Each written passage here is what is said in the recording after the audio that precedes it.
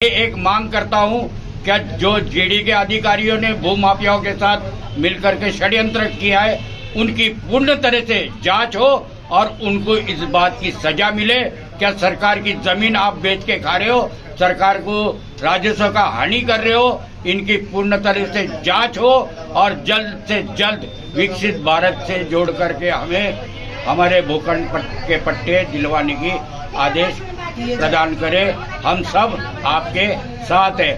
जय हिंद, जय भारत, जय हिंद, वंदे वंदे।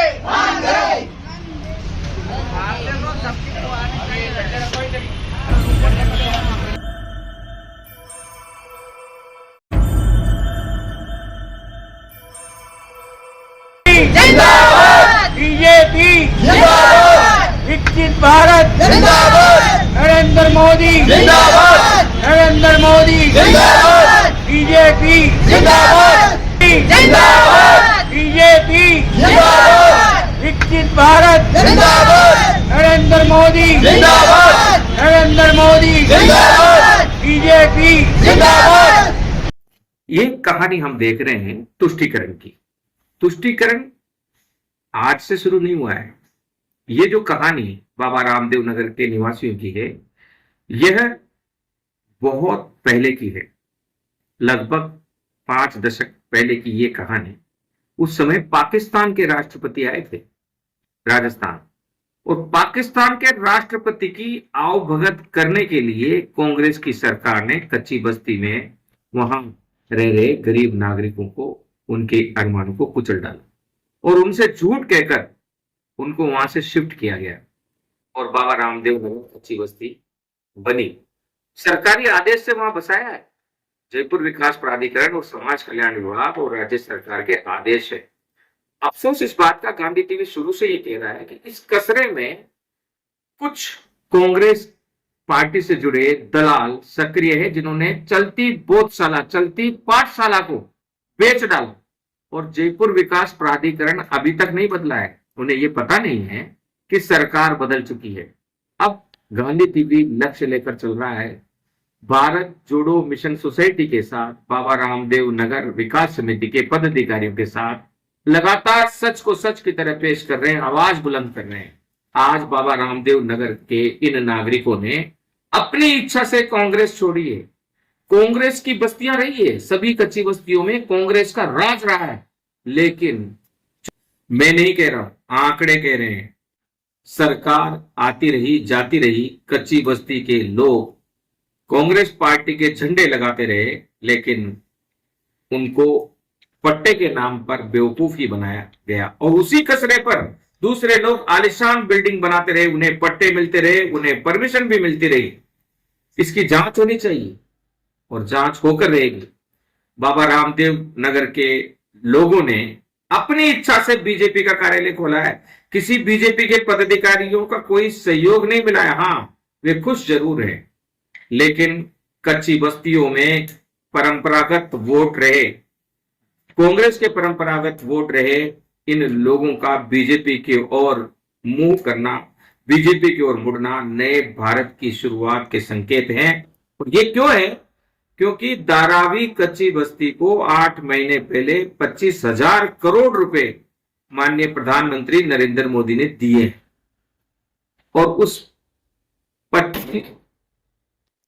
25,000 करोड़ रुपए से वहां का विकास हो रहा है। देश भर की कच्ची बस्तियों में नरेंद्र मोदी के प्रति विश्वास जगा है, उनकी गारंटी के प्रति लोगों का विश्वास है, और उन्हें यह भी विश्वास है कि कच्ची बस्तियां जहां रह रही है, यथासंभव वहीं उनको पट्टा मिलेगा और आने वाले कुछ सालों में कच्ची बस्ती के हर नागरिक को पट्टा और स्थायी आवास मिलेगा। जुड़े रहिए गांधी टीवी के साथ, इस स्टोरी को देखिए। अगर अच्छा लगता है तो चैनल को सब्सक्राइब करो और फॉरवर्ड करो, लाइक करो, क्योंकि हम सच को सच की तरह पेश करते हैं। कभी किसी जमाने में हम भी झूठ के साथ चला करते थे, लेकिन अब झूठ को पहचान कर हम सच का दामन थाम चुके हैं और नए भारत का उदयमान करने के लिए, नए भारत को गढ़ने के लिए हम चल निकले हैं सच के मार्ग पर। पहले जल महल पैलेस होटल के सामने हमारा कब्जा था। वनडे क्रिकेट मैच देखने के लिए पाकिस्तान के राष्ट्रपति जियाउल हक का कमरा जय महल पैलेस होटल में बुक हुआ था। हमारी कच्ची बस्ती को उठाने के लिए वहाँ पर निरंतर कार्रवाई की गई, लेकिन हम वहाँ से खाली करने के लिए हमने मना कर दिया। उसके बाद राष्ट्रपति का कमरा वहाँ से शिफ्ट कर रामबाग पैलेस में कर दिया गया। ये हमारी बहुत बड़ी जीत हुई।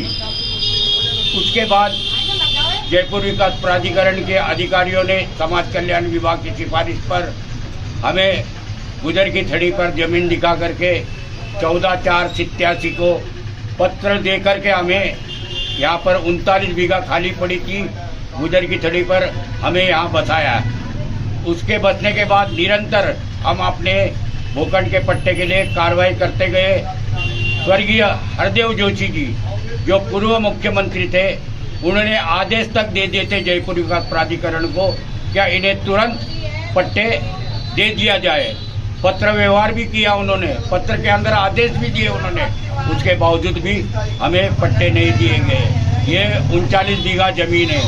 ये 39 बीघा जमीन पर आसपास की जमीनों पर सोसाइटी वालों ने जीडीए के मिली भगत अफसरों से कर यहाँ पर कॉलोनियाँ काट दी, बड़ी बड़ी दुकानें बना दी, उनको सारी सहूलियत दे दी, परंतु हमें आज तक हमारे भूखंड के पट्टे नहीं दिए गए। अब हमें आशा जगी है क्या विकसित भारत का संकल्प जो हमारे प्रधानमंत्री ने लिया है उसमें हम गरीबों को आज जगी है क्या अब हम प्रधानमंत्री से जुड़ेंगे और हमारे भूखंड के पट्टे हमें प्रधानमंत्री के आदेश से यहाँ पर मिलेंगे।